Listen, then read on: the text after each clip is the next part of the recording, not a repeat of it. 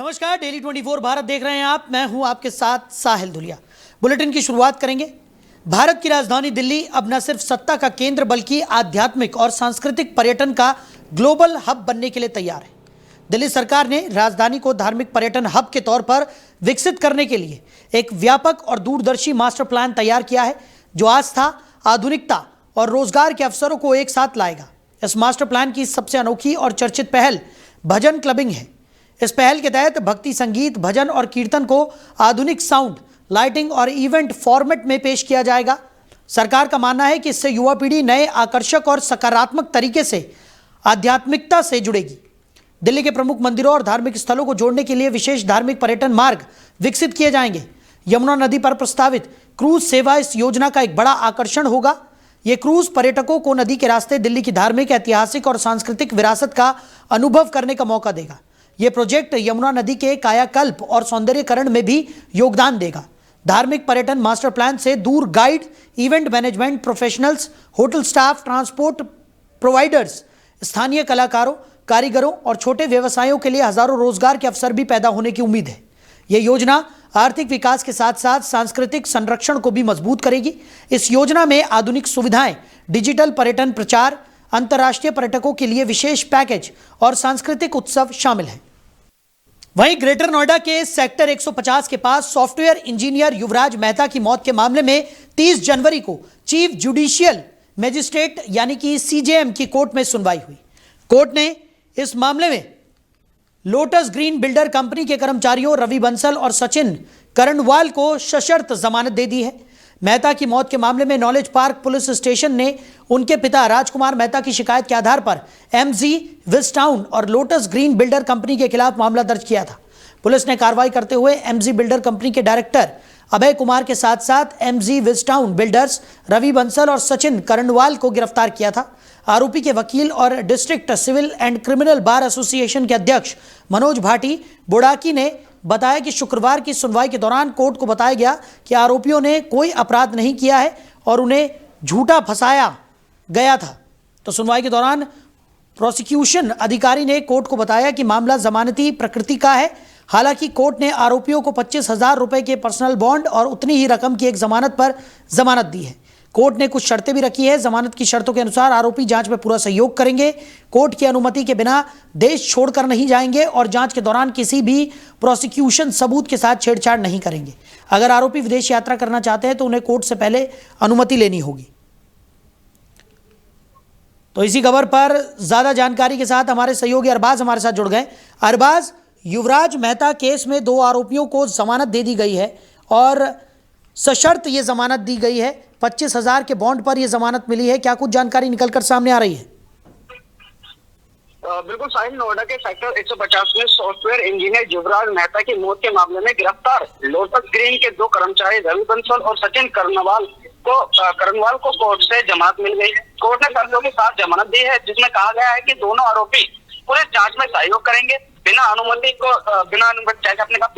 के देश छोड़ के नहीं जाएंगे और देश की यात्रा भी करेंगे तो पहले कोर्ट से अनुमति लेनी पड़ेगी। 25,000 बॉन्ड पर जमानत दी गई है और जांच के दौरान अभी योजना जैसे कोई छेड़छाड़ का मामले नहीं करेगी।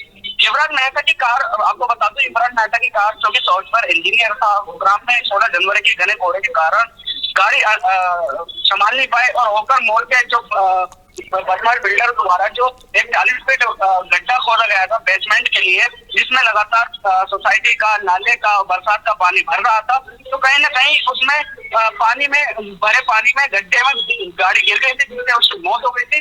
इस मामले में लोटस ग्रीन बिल्डर कंपनी के खिलाफ मामला दर्ज किया गया था। पुलिस ने एमजे विस्टाउन और बिल्डर रवि बंसल और सचिन करणवाल को गिरफ्तार किया था। फिलहाल कोर्ट ने उन दोनों को शर्तों पर जमानत दी है और साफ तौर पर बताया है कि आप देश छोड़ के नहीं जाएंगे। 25,000 के बॉन्ड पर जमानत दी गई।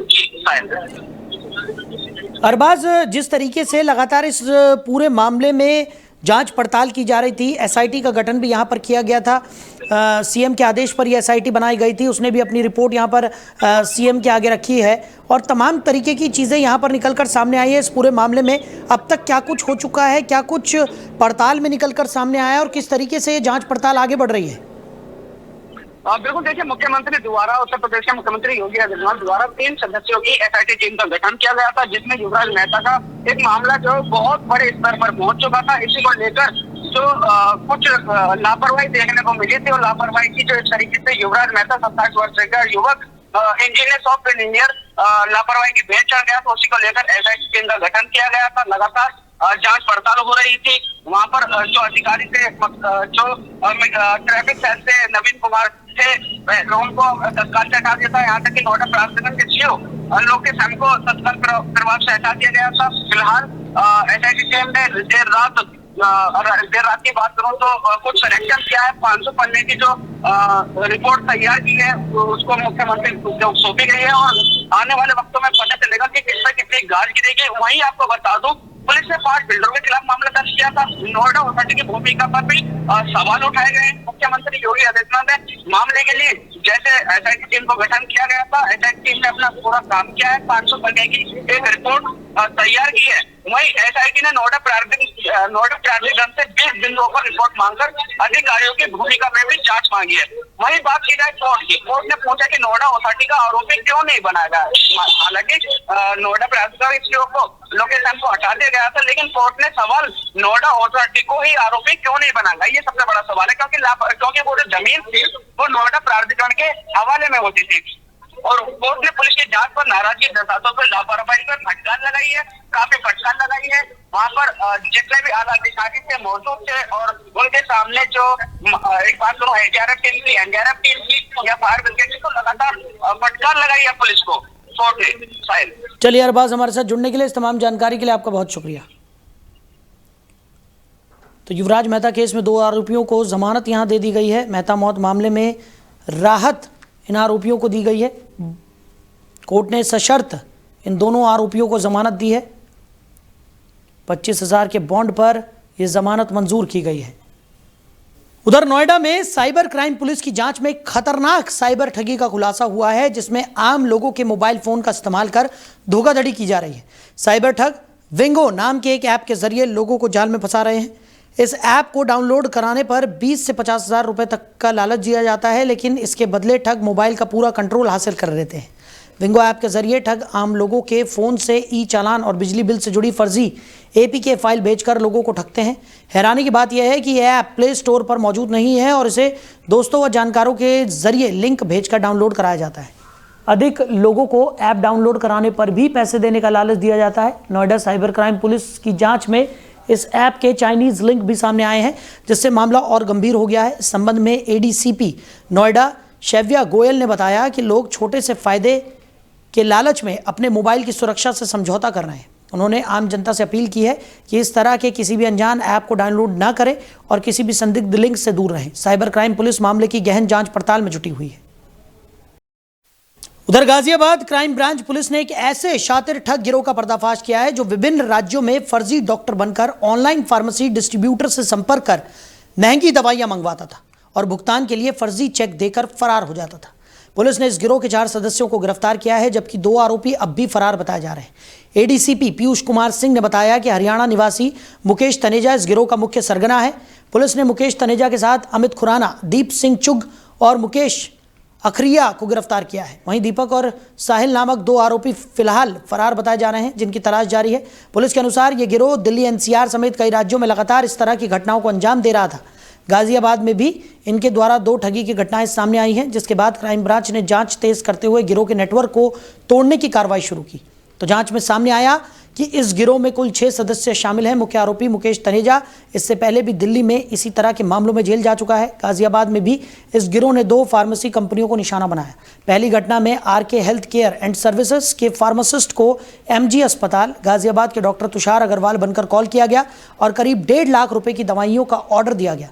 दूसरी घटना में निकोल एंटरप्राइज से डॉक्टर भीमराव अंबेडकर मेडिसिटी अस्पताल के डॉक्टर अमित कुमार गुप्ता बनकर लगभग 1 लाख रुपए की दवाइयों की ठगी की गई। पुलिस ने आरोपियों के कब्जे से भारी मात्रा में महंगी दवाइयां और बड़ी संख्या में फर्जी सिम कार्ड बरामद किए हैं।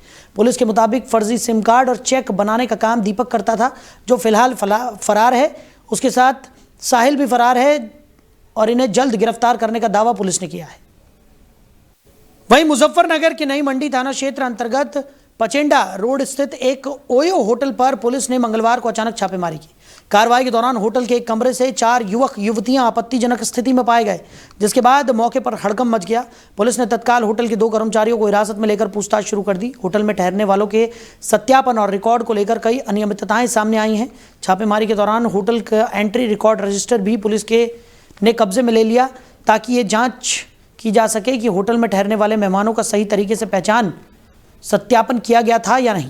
प्रारंभिक जांच में नियमों के उल्लंघन के संकेत मिले हैं। जानकारी के मुताबिक संबंधित ओयो होटल रोजिन के 3 मालिक बताए जा रहे हैं। पुलिस अब होटल प्रबंधन की भूमिका, कर्मचारियों की जिम्मेदारी और नियमों के पालन को लेकर विस्तृत जांच कर रही है।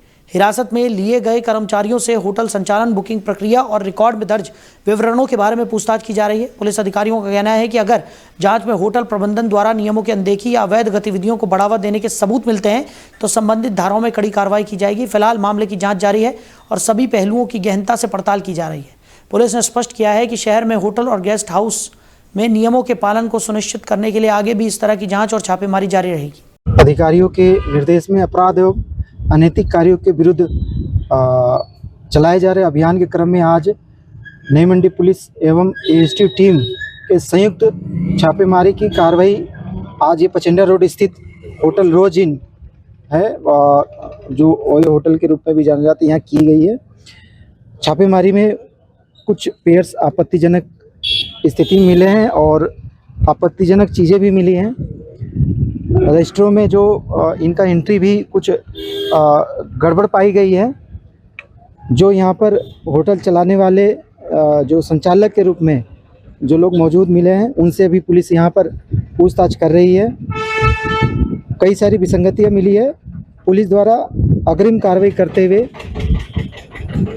सुसंगत धाराओं पर मुकदमा पंजीकृत करके आगे की विधि कार्रवाई सुनिश्चित की जाएगी। अधिकारियों के निर्देश में अपराध एवं वहीं गाजियाबाद के थाना खोड़ा क्षेत्र में देर रात युवकों के बीच हुए विवाद के बाद मारपीट की एक गंभीर घटना सामने आई है, जिसमें 2 लोगों की मौत हो गई जबकि एक अन्य युवक घायल हो गया। पुलिस के अनुसार यह घटना 30 जनवरी की रात करीब 10 बजे की है। सूचना मिलते ही स्थानीय पुलिस टीम तत्काल मौके पर पहुंची और स्थिति को नियंत्रित किया। मौके पर पुलिस को कुल 3 युवक घायल अवस्था में मिले, जिन्हें तुरंत उपचार के लिए नजदीकी अस्पताल में भर्ती कराया गया। इलाज के दौरान 2 घायलों की हालत गंभीर हो गई और डॉक्टरों ने उन्हें मृत घोषित कर दिया। तीसरे घायल की हालत फिलहाल खतरे से बाहर बताई जा रही है और उसका इलाज भी जारी है। पुलिस ने मृतकों के परिजनों को घटना की सूचना दे दी। परिजनों से प्राप्त तहरीर के आधार पर अभियोग पंजीकृत किए जाने की प्रक्रिया शुरू कर दी गई है। साथ ही घटनास्थल का गहन निरीक्षण किया गया और आसपास लगे सीसीटीवी कैमरों की फुटेज खंगाली जा रही है, ताकि घटना के कारणों और आरोपियों की भूमिका को स्पष्ट किया जा सके।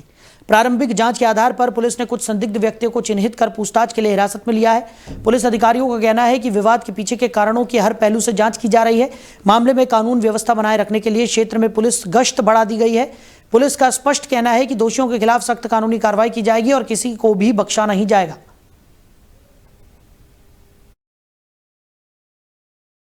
देखिए, दिनांक 30 जनवरी रात करीब 10 बजे डायल 112 के माध्यम से खोड़ा थाना पे एक सूचना प्राप्त हुई, जिसमें कुछ युवकों के बीच में विवाद होने की और मारपीट होने की सूचना थी। तुरंत ही स्थानीय पुलिस द्वारा घटनास्थल पर जाके जानकारी की गई तो कुल 3 व्यक्ति घायल थे, जिनको अस्पताल में शिफ्ट किया गया था। जानकारी करने के बाद पता चला कि 2 व्यक्तियों का उपचार के दौरान मृत्यु हो गया है और एक व्यक्ति जो घायल है वो खतरे से बाहर है। इस बारे में जो मृतक हैं उनको उनके परिवारजनों को सूचना दे दी गई है और उनसे तहरीर प्राप्त करके मुकदमा पंजीकृत किया जा रहा है। घटनास्थल के निरीक्षण के आधार पर कुछ संदिग्ध लोगों को चिन्हित किया गया है और कुछ लोगों को पूछताछ हेतु जो संदिग्ध है उनको हिरासत में लिया गया है। इन्हीं तथ्यों के आधार पर आगे की विधिक कार्रवाई चल रही है। देखिए, दिनांक वहीं गाजियाबाद के मोदीनगर थाना क्षेत्र से एक दिल दहला देने वाली वारदात सामने आई है, जहां सोशल मीडिया पर रील बनाने को लेकर हुए घरेलू विवाद ने एक युवक की जिंदगी हमेशा के लिए बदल दी। संजयपुरी कॉलोनी में रहने वाले 26 वर्षीय विपिन पर उसकी पत्नी ईशा ने गुस्से में हमला कर दिया, जिससे विपिन अब जीवन भर ठीक से बोल नहीं पाएगा। परिजनों का कहना है कि विपिन और ईशा की शादी करीब 1 साल पहले हुई थी। विपिन एक निजी कंपनी में मजदूरी करता था और लगभग 17,000 रुपये प्रतिमाह कमाता था। वहीं ईशा को महंगे शौक थे और वो अक्सर इंस्टाग्राम पर रील बनाती रहती थी। इस बात को लेकर पति पत्नी के बीच आए दिन विवाद होता रहता था। घटना 19 जनवरी की बताई जा रही है। उस दिन विपिन काम से घर लौटा और खाना बनाने को कहा, जिस पर दोनों के बीच कहासुनी शुरू हो गई। विवाद इतना बढ़ गया कि गुस्से में ईशा ने विपिन की जीभ काट ली। गंभीर हालत में विपिन को मेरठ के एक निजी अस्पताल में भर्ती कराया गया, जहां कई दिनों तक उसका इलाज चला। डॉक्टरों ने बताया कि जीभ बेहद नाजुक अंग होती है और समय पर इलाज न मिलने के कारण उसे जोड़ा नहीं जा सका। ENT विशेषज्ञ डॉक्टर ब्रिजपाल त्यागी के अनुसार यदि 6 घंटे के अंदर उपचार मिलता तो प्लास्टिक सर्जरी से कुछ सुधार संभव था, लेकिन अब विपिन केवल इशारों या सांकेतिक आवाज़ों के सहारे ही संवाद कर पाएगा। फिलहाल विपिन गहरे सदमे में है और खुद को लोगों से दूर कर लिया है। पुलिस ने विपिन की मां की तहरीर पर मामला दर्ज कर आरोपी महिला को जेल भेज दिया है। पुलिस का कहना है कि मामले में जल्द चार्जशीट दाखिल की जाएगी। ये घटना सोशल मीडिया की बढ़ती लत और बिगड़ते पारिवारिक रिश्तों की एक भयावह तस्वीर को पेश करती है। हाँ, वो अगर जीभ का टुकड़ा विदिन 6 आवर्स उसको सलाइन में डाल के ले जाते तो कुछ संभावना थी कि उस टिप को जोड़ पाते, लेकिन अगर ऐसा नहीं हुआ है तो उनकी स्पीच ठीक से नहीं आ पाएगी, और क्योंकि जो जीभ की टिप होती है वो ही स्पीच को अंजाम देती है, वो तालू से लगती है, फिर हम वर्ड्स निकालते हैं। तो उसका तरीका ये होता है कि उस जीभ को बनाने के लिए जो हमारे गलाफू हैं या जो ये होता है नेजुलेबियल फ्लैप, इससे रिकंस्ट्रक्ट किया जाता है और करीब 6 हफ्ते तक इंतजार करके उनको स्पीच थेरेपी दी जाती है। इस थेरेपी के जरिए उनको जो अपने कार्य वो करते हैं वो सांकेतिक स्पीच उनकी आ सकती है, जो जिससे उनके कार्यों में कोई बाधा ना आए, तो वो स्पीच उनकी आ सकती है। वहीं उत्तर प्रदेश के मुजफ्फरनगर जनपद के नगर कोतवाली क्षेत्र में शुक्रवार को विकास प्राधिकरण MDA की टीम ने लगभग 172 बीघा अवैध कॉलोनियों पर बुलडोजर कार्रवाई की।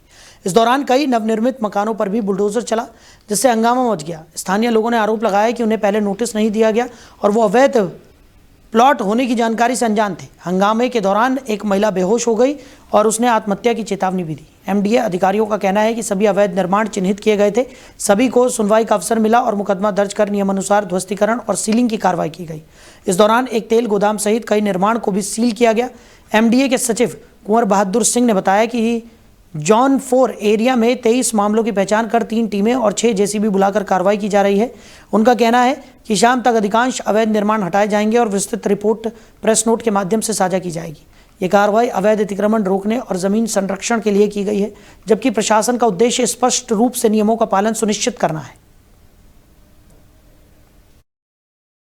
हाँ, जैसा आप देख रहे हैं, हम लोग यहाँ जोन 4 के क्षेत्र में खड़े हैं।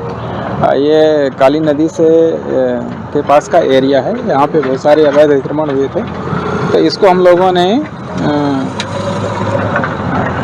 करीब 2 महीने पहले चिन्हित किया। इनको सबको सुनवाई का अवसर दिया, मुकदमा दर्ज करके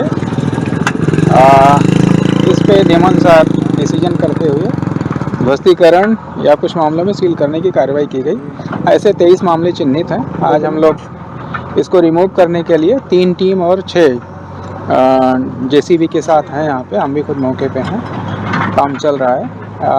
हमारी कोशिश है कि आज शाम तक ये पूरा रिमूव कर लिया जाए। अगर कोई बचता है तो फिर अगले दिन फिर से चलेगा। वैसे मैं सारे इसकी विस्तृत कार्रवाई का डिटेल प्रेस नोट के माध्यम से मीडिया को शाम तक शेयर भी करूँगा।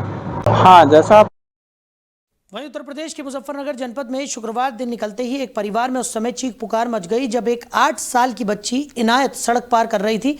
उसी दौरान एक ई-रिक्शा बच्ची को बचाने के चक्कर में अनियंत्रित होकर पलट गई, जिसके नीचे मासूम बच्ची इनायत के दबने से मौके पर ही दर्दनाक मौत हो गई। जिसके बाद मासूम बच्ची के घर जहां मातम छा गया, तो वहीं सूचना पर पहुंची पुलिस ने शव को कब्जे में लेकर पोस्टमार्टम के लिए भिजवाने की कोशिश की, लेकिन मृतक बच्ची के परिजनों ने पोस्टमार्टम कराने से इनकार कर दिया। इस दौरान सड़क हादसे की तस्वीर पास ही के एक मकान में लगे CCTV कैमरे में कैद हो गई, जिसे बाद में सोशल मीडिया पर वायरल कर दिया गया। बताया जा रहा है कि मासूम बच्ची इनायत अपने नाना के यहाँ बुढ़ाना कोतवाली क्षेत्र के अलीपुर अटेरना गांव आई हुई थी। मासूम बच्ची के परिजन नसीम का इस बारे में कहना है कि ये मेरे भाई की देहाती है, ये रोड पार कर रही थी तो बचाते हुए मेट्रो उसके ऊपर, आपको बता दें कि जो ई-रिक्शा होता है वो उसके ऊपर गिर गया। साथ ही उन्होंने ये भी कहा कि कोई कार्रवाई नहीं चाहते हैं। वहीं मुजफ्फरनगर के बुढ़ाना कोतवाली क्षेत्र में DAV पब्लिक रोड पर छात्रों के 2 गुटों के बीच शुक्रवार को जमकर मारपीट हुई। घटना का एक वीडियो पास के CCTV कैमरे में कैद हो गया, जिसे बाद में सोशल मीडिया पर वायरल कर दिया गया। वीडियो में देखा जा सकता है कि 4-5 युवक मिलकर एक युवक को गिराकर उसे पीट रहे हैं। स्थानीय लोगों के अनुसार ये मारपीट अचानक हुई और आसपास से गुजर रहे लोगों में भी हड़कंप मच गया। मारपीट का ये स्थल पब्लिक रोड होने के कारण काफ़ी हॉटस्पॉट बन गया और घटना का असर आसपास के इलाके में भी महसूस किया गया। सूचना मिलने पर बुढ़ाना कोतवाली पुलिस मौके पर पहुंची और स्थिति को नियंत्रित किया। पुलिस ने इस मामले में एक आरोपी युवक को हिरासत में लिया है और पूछताछ शुरू कर दी है। साथ ही वीडियो और अन्य सबूतों की जांच की जा रही है। पुलिस अधिकारी ने बताया कि मामला गंभीर है, दोनों पक्षों से बारीकी से पूछताछ की जाएगी। उन्होंने लोगों से अपील की कि सोशल मीडिया पर वायरल वीडियो को देखकर अफवाहों पर ध्यान न दें और कानून पर भरोसा रखें। मामला दर्ज कर सभी पहलुओं की जांच की जा रही है और आगे की कानूनी कार्रवाई भी जल्द की जाएगी। उधर नोएडा समेत एनसीआर क्षेत्र में सक्रिय वाहन चोर गिरोह का पुलिस ने सफलतापूर्वक भांडाफोड़ किया है। नोएडा सेक्टर 63 थाना पुलिस ने कार्रवाई करते हुए गिरोह के 6 अंतर्राज्यीय वाहन चोरों को गिरफ्तार किया। पुलिस को मौके से चोरी के 15 वाहन भी बरामद हुए। गिरफ्तार अभियुक्तों की पहचान राजू, विपिन, अभिषेक, पवन, सुंदरम और समीर के रूप में हुई है, जो विभिन्न जनपदों के रहने वाले हैं। जानकारी के अनुसार ये शातिर अपराधी लंबे समय से एनसीआर क्षेत्र में गिरोह बनाकर वाहन चोरी की घटनाओं को अंजाम दे रहे थे। तो अभियुक्त चोरी की बाइकों और वाहनों का उपयोग मोबाइल और चेन स्नैचिंग जैसी छोटी घटनाओं को अंजाम देने के लिए भी किया करते थे। चोरी किए गए वाहन अक्सर बाहर के राज्यों में बेच दिए जाते थे।